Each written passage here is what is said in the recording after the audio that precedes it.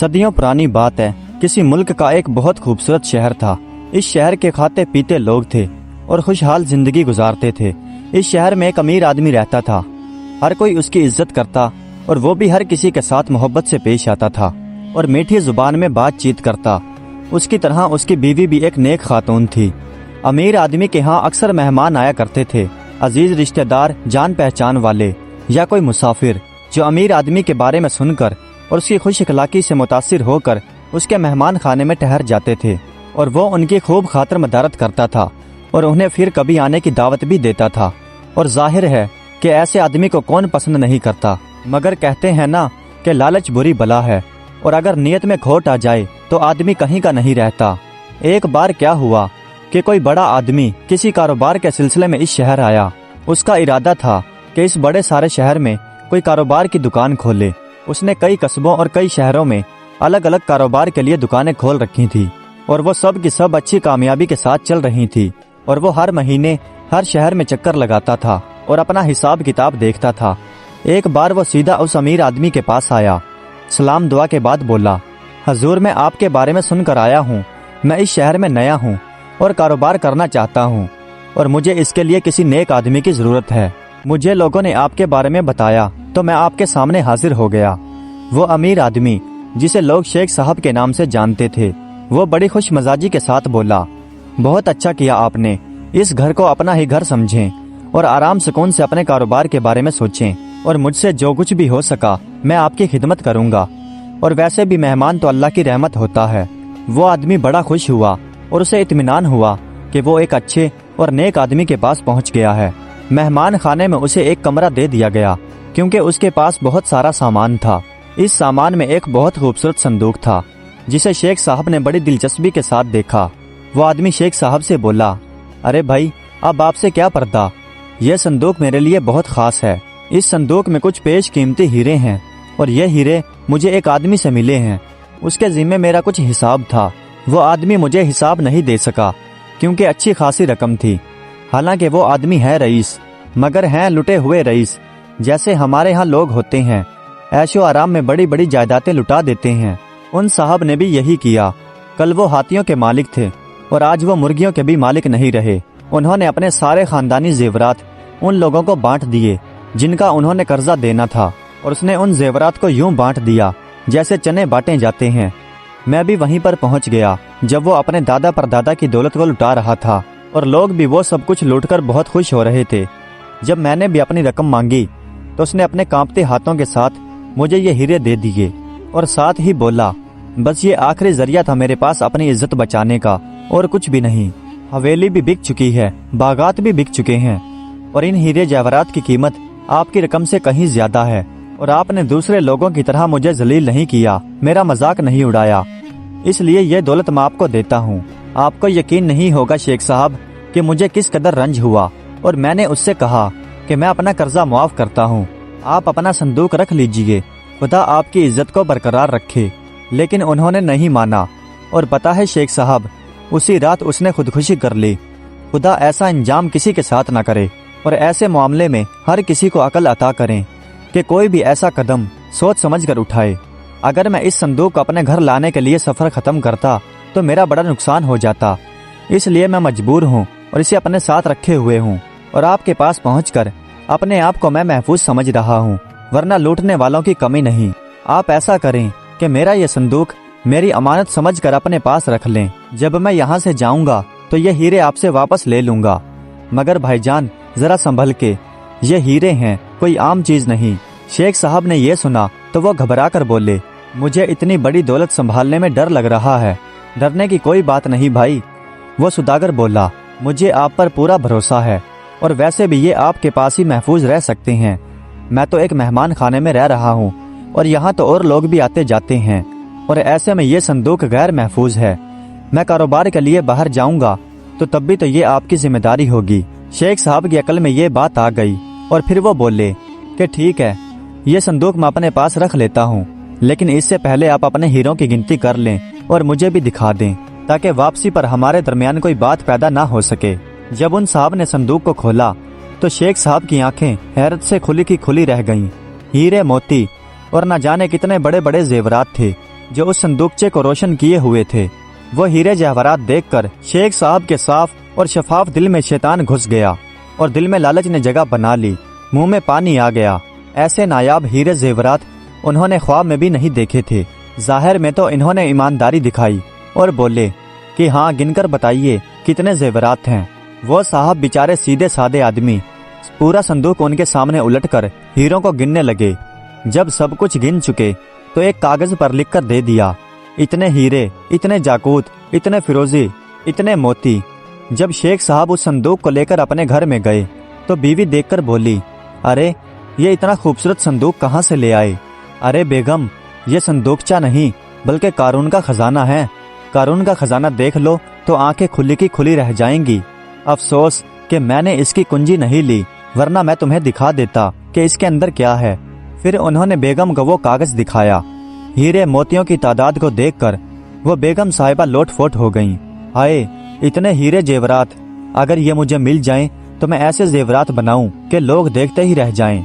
शेख साहब के साथ उसकी बीवी के दिल में भी लालच आ गया और उन्होंने ये तय कर लिया कि वो ये संदूक उसे वापस नहीं करेंगे। वो परदेसी आदमी इनका क्या बिगाड़ लेगा। जिस वक्त वो संदूक खोला गया और उन्हें दिया गया तो उस वक्त वो सिर्फ 2 अकेले ही थे और कोई तीसरा आदमी नहीं था। और ये बात भी तय थी कि उस मुसाफिर आदमी की कोई भी बात नहीं मानेगा और कोई शेख साहब पर शक भी नहीं करेगा, क्योंकि उनका दामन अभी तक साफ था और वो खुद भी बहुत अमीर आदमी थे, लाखों में खेलते थे। ऐसे आदमी पर तो कोई घटिया काम करने का सवाल ही नहीं उठता। मगर बात वही कि किसी के दिल का हाल कोई क्या जाने, और शैतान तो इसी ताक में रहता है कि कब वो इंसान को अपने जाल में फंसाए और उसे नेकी से हटाकर बुरी राह पर लगा दे। और इसने तो अल्लाह से कह रखा है कि वो क़यामत तक अल्लाह के बंदों को अच्छी राह से भटकाता रहेगा। बस इस बार भी इसे मौका मिला और इसने शेख साहब जैसे अच्छे इंसान को भी भटका दिया। इनके दिलो दिमाग में भी लालच आ गया, नेकी दूर हो गई और बुराई ने डेरा जमा लिया। दोनों मियाँ बीवी बहुत खुश थे। मुफ्त में इतनी दौलत हाथ आ गई, मगर दिल की बात जाहिर ना होने दी और उन साहब की इसी तरह खातर मदारत करते रहे। बाजार में उन्हें दुकान भी दिलवा दी गई, आदमी भी दिलवा दिए गए जो उस दुकान को संभालें, और तो और गाहक भी लगाए गए ताकि वो ज्यादा से ज्यादा सामान इन्हीं की दुकान से खरीदें। वो साहब बहुत खुश थे और शेख साहब का शुक्रिया अदा करते करते थकते नहीं थे। फिर कुछ दिनों बाद उन्होंने वापस घर जाने की ठानी।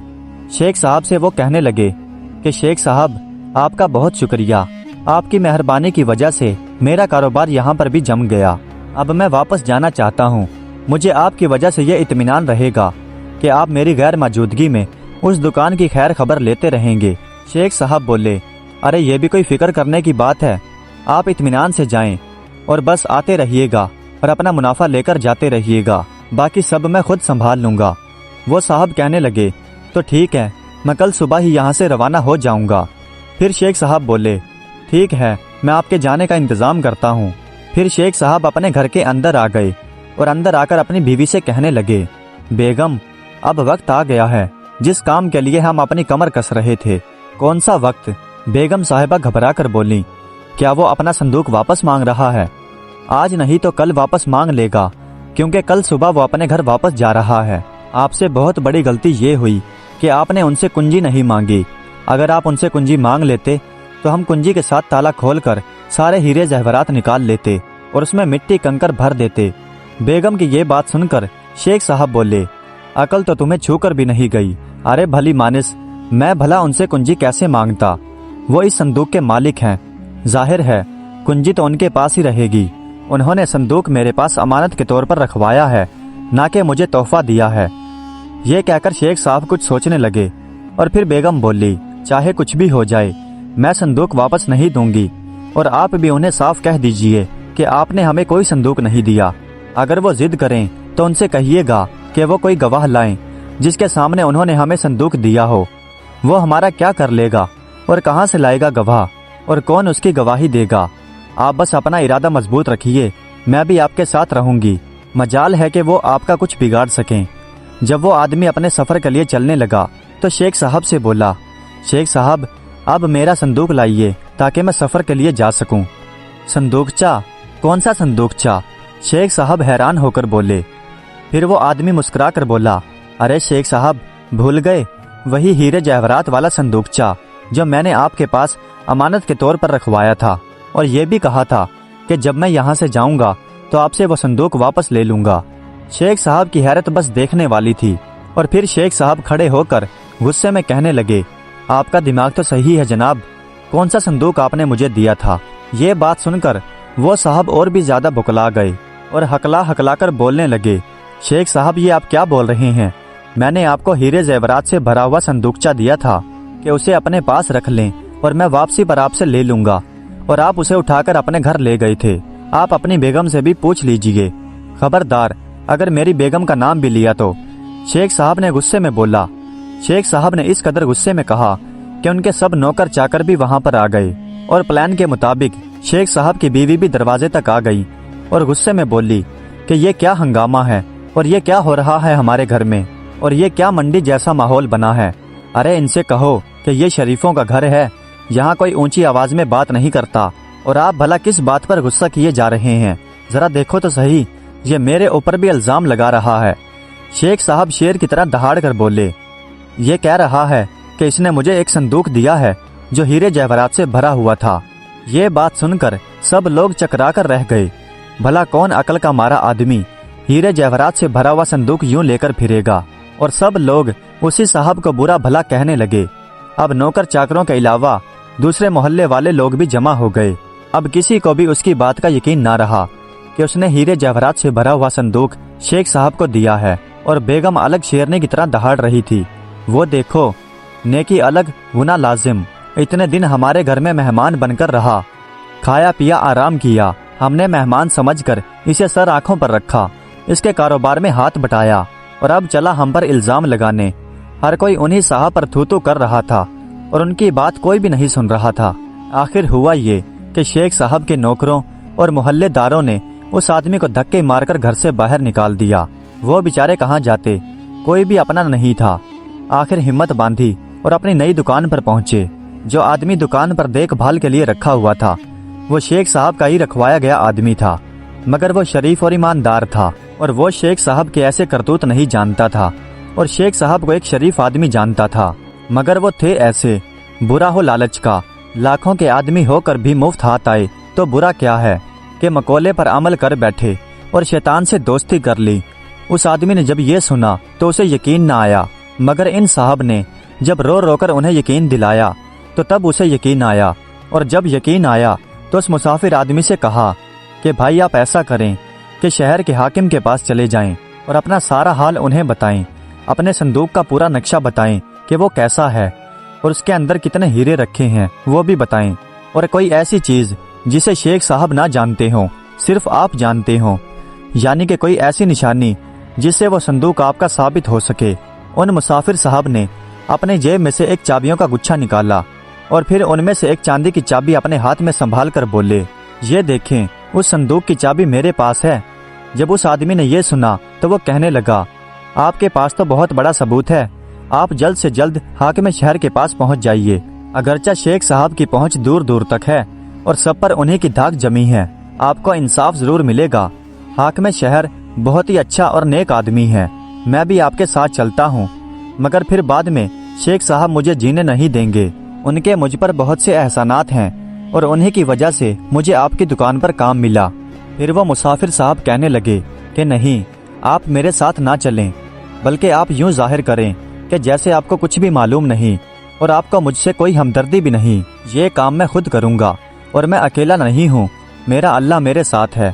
یہ کہہ کر وہ مسافر صاحب حاکم شہر کے پاس پہنچ گئے اور انہیں سارا حال بتایا۔ جب انہیں یہ پتا چلا کہ ان مسافر صاحب کے پاس کوئی گواہ نہیں تو بڑے افسوس کے ساتھ بولے کہ بہت بڑی غلطی کر دی آپ نے، کسی گواہ کو بیچ میں لیے بغیر آپ نے اتنی بڑی رقم ایک ایسے آدمی کے حوالے کر دی جسے آپ اچھی طرح سے جانتے بھی نہیں، چاہے وہ پیسے والے آدمی ہوں اور عزت دار ہوں، آخر ہیں تو انسان، اور لالچ بری بلا ہے جو بڑے بڑوں کو اپنے قابو میں کر لیتی ہے۔ خیر ثبوت کے طور پر کنجی آپ کے پاس ہے۔ اس کے بعد حاکم شہر نے شیخ صاحب کو حاضر ہونے کا حکم دیا۔ شیخ صاحب کو اس بات کا اندازہ نہیں تھا کہ وہ مسافر صاحب حاکم شہر کے پاس پہنچ جائیں گے، کیونکہ وہ تو انہیں لاچار اور مسافر سمجھتے تھے، اور وہ یہ سمجھتے تھے کہ وہ رو پیٹ کر اپنے گھر واپس چلے جائیں گے اور یہ صندوق ان کا ہو جائے گا۔ مگر اب کیا کرتے हाकिम के पास तो जाना जरूरी था। अगर मर्जी से ना जाते तो जबरदस्ती बुलवा लिए जाते। चनाचे सवारी पर बैठकर बड़ी शान के साथ वहां पर पहुंचे और वहां जब उन मुसाफिर साहब को बैठे देखा तो दिल ही दिल में कुछ डरे, मगर जाहिर नहीं होने दिया। फिर हाकिम साहब ने पूछा, शेख साहब, इन मुसाफिर साहब ने एक हीरों का भरा हुआ संदूक आपके पास अमानत के तौर पर रखवाया, आप वो वापस क्यों नहीं करते? शेख साहब ने हैरत के मारे मुंह खोल दिया, आंखें फैला लीं और फिर हाथ को झटकते हुए बोले, जनाब कैसा संदूक चा? किसका संदूक चा? मैं कुछ समझा नहीं। हाकिम शहर बोले, ज्यादा गुस्से में मत आएं और जरा सब्र से बोलें और जो कुछ भी आपसे पूछा जाए उसका जवाब आराम से दीजिए। शेख साहब उन मुसाफिर साहब को घूर कर रह गए और बोले, जी हाँ पूछिए। फिर हाकिम शहर बोले, क्या आप इन साहब को जानते हैं?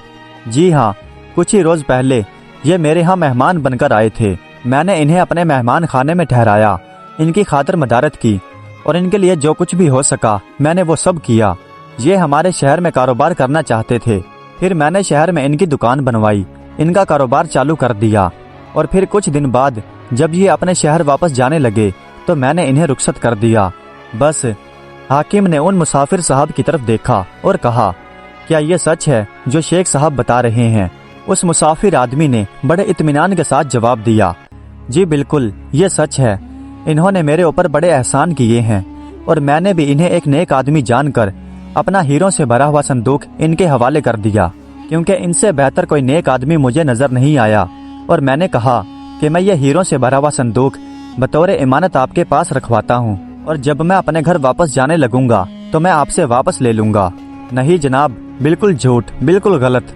यह इंतहाई चालबाज आदमी है और मेरे ऊपर बहुत बड़ा इल्जाम लगा रहा है।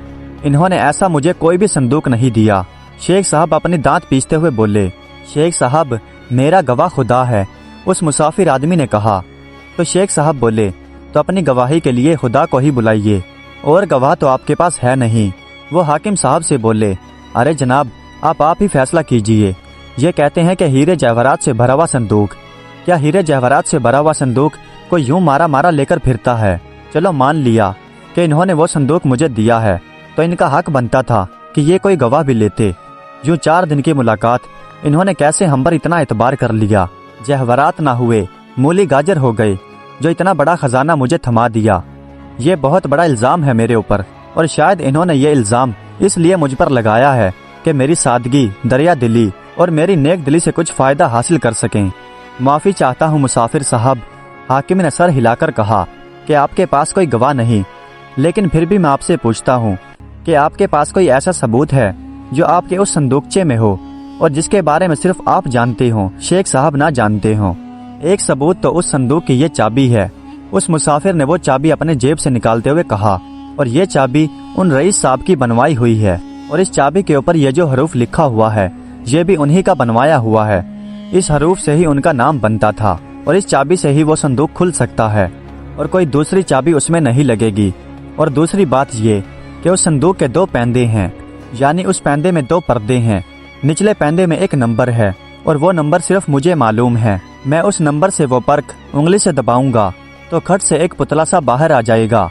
इस पर्क पर मखमल की एक छोटी सी अंगूठी की डिबिया रखी है और उसमें उन रईस साहब की एक अंगूठी है जिस पर बहुत सारा माल जुड़वा रखा है। और दूसरा सबूत मैं आपको पेश कर सकता हूँ, लेकिन उसी वक्त जब आप उस संदूक को बरामद कर लें, यानी आप मेरे घर की तलाशी लेंगे। शेख साहब गुस्से में चिल्लाकर बोले, आपकी इतनी हिम्मत कि आप मेरे घर की तलाशी लें? हाँ हाँ है हिम्मत। हाकिम ने रौबदार आवाज में कहा, कानून को ये हक है कि वो एक मुजरिम के घर की तलाशी लें। अगर आप मुजरिम नहीं हैं तो फिर मुजरिम ये ठहराए जाएंगे, क्योंकि इन्होंने दौलत के लालच में आपकी इज्जत से खिलवाड़ किया और ये बख्शे नहीं जाएंगे और इन्हें सख्त सजा भी मिलेगी। लेकिन इसके लिए आपके घर की तलाशी जरूरी है। शेख साहब ने कुछ कहना चाहा, लेकिन हाकिम साहब ने हाथ उठाकर वहीं पर रोक दिया। ये मुसाफिर साहब हमें बहुत ही सीधे साधे और नेक लगते हैं। अगर ये ऐसे ना होते तो किसी गवाह के बगैर आपके हाथ वो संदूक न देते। और हमारा भी ये हक है कि हम एक परदेसी की मदद करें, कानूनी और जायज मदद, वरना हमारे शहर के कानून की बदनामी होगी और बाहर के लोग यहाँ आने से डरेंगे। इसलिए खामोशी के साथ इस बात का फैसला होने दीजिए और मामले को आगे मत बढ़ाइए। शेख साहब ये सुनकर घबरा गए, मगर करते क्या, इतना भी मौका ना मिला کہ بیوی کو اطلاع کر دیتے کہ اس صندوق کو گھر سے ہٹا دیں۔ حاکم اور سپاہی بلا کی طرح سر پہ موجود تھے، گھبرائے سرپٹائے گھر تک آ گئے۔ حاکم سمجھدار تھے، عقل والے تھے اور اڑتی چڑیا کے پر گننے والوں میں سے تھے۔ شیخ صاحب کو گھر میں جانے کی اجازت نہیں دی، بلکہ ایک سپاہی کے ہاتھ یہ پیغام بھجوا دیا کہ گھر کی عورتیں ایک پردے میں چلی جائیں، گھر کی تلاشی لی جائے گی۔ اطلاع ہوئی تو گھر میں کھلبلی مچ گئی اور بیگم کے بھی ہوش اڑ گئے، مگر کرتی کیا، کبوتر ہاتھ سے اڑ چکا تھا، یعنی معاملہ ہاتھ سے نکل چکا تھا۔ اس صندوق کو کہاں لے کر جاتی، کسے دیتی کہ وہ لے کر گھر سے نکل جائے؟ اس نے بڑے اعتماد کے ساتھ اپنے زیورات والی الماری میں اسے چھپا کر رکھ دیا۔ اس نے خواب میں بھی نہیں سوچا تھا کہ تلاشی کی نوبت آ جائے گی اور یہ سیدھا سادہ آدمی قانون کی مدد لے لے گا۔ وہ تو یہ سمجھ رہی تھی کہ وہ رو پیٹ کر یہاں سے چلا جائے گا اور کوئی بھی اس آدمی کی مدد نہیں کرے گا، اور پھر کچھ ماہ بعد وہ ان سارے زیورات کو اپنے ہی زیورات میں جڑوا لے گی اور شان سے ہر تقریب میں ان کی نمائش کرے گی۔ بھلا کسے معلوم ہوتا کہ وہ زیورات کہاں سے آئے اور کس کے ہیں؟ چنانچہ ساری عورتیں ایک کمرے میں چلی گئیں اور یہ اعلان کر دیا گیا کہ بعد میں اس کمرے کی بھی تلاشی ہوگی، اور حاکم نے ایک سپاہی کو اس کمرے کے دروازے کے پاس تعینات کر دیا تاکہ اس کمرے سے کوئی بھی نکل کر باہر نہ جا سکے۔ تلاشی شروع ہو گئی اور پورے گھر کے سامان کو الٹ پھلٹ کر دیا گیا۔ اب حاکم صاحب کو بھی شک ہو گیا کہ شاید ان مسافر صاحب کا الزام غلط ہے، لیکن مظلوموں کے ساتھ اللہ کی مدد ہوتی ہے۔ ان مسافر صاحب نے اللہ کو اپنا گواہ بنایا تھا، غیب سے مدد ہوئی۔ ایک سپاہی نے دیوار پر لگی سیف پر بس یوں ہی اپنا رومال مارا، رومال لوہے کی سیف پر پڑا تو اچانک ٹھن کی آواز آئی، کیونکہ اگر لکڑی ہوتی تو آواز اور طرح کی ہوتی۔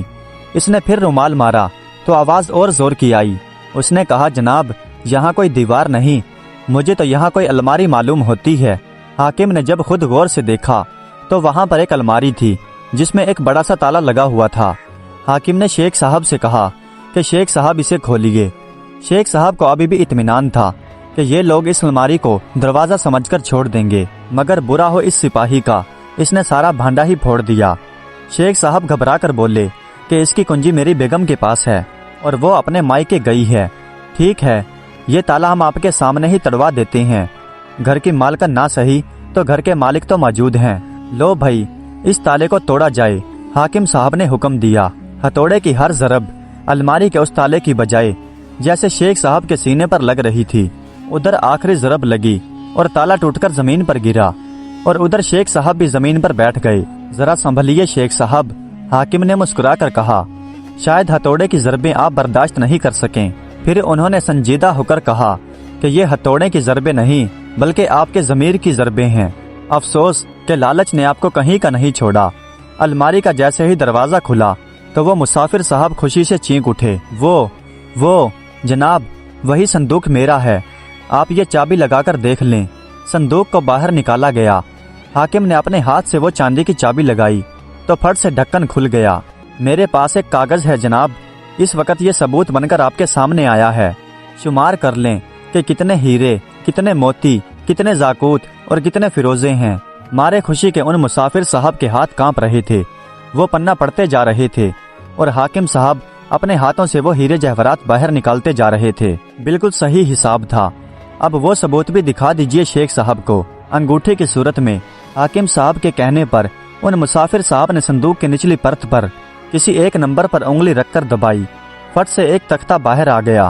اس تختے پر ایک چھوٹی سی ڈبیا رکھی ہوئی تھی۔ وہ مسافر صاحب بولے، جناب اسے کھولیے، اس میں الماس کی ایک انگوٹھی ہوگی۔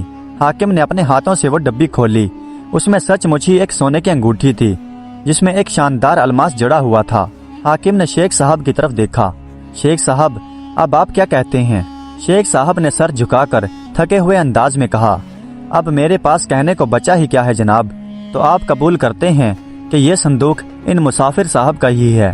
جی ہاں، میں قبول کرتا ہوں کہ یہ صندوق ان مسافر صاحب کا ہی ہے، اور شیطان سے زیادہ مجھے میری بیگم نے بہکا دیا تھا۔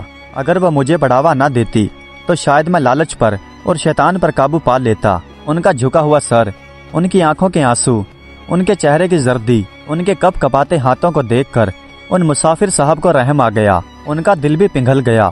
ان کو یاد آ گیا کہ شیخ صاحب نے ان پر احسان کیا تھا، ان کو کھانا کھلایا تھا، ان کو آرام پہنچایا تھا اور ان کو دکان کھولنے میں بھی ان کی مدد کی تھی۔ وہ بے اختیار ہو کر بولے، نہیں شیخ صاحب، ایسا نہیں کہتے۔ صبح کا بھولا اگر شام کو گھر واپس آ جائے تو اسے بھولا نہیں کہتے۔ مجھے آپ سے کوئی شکایت نہیں رہی، مجھے میرا صندوق واپس مل گیا۔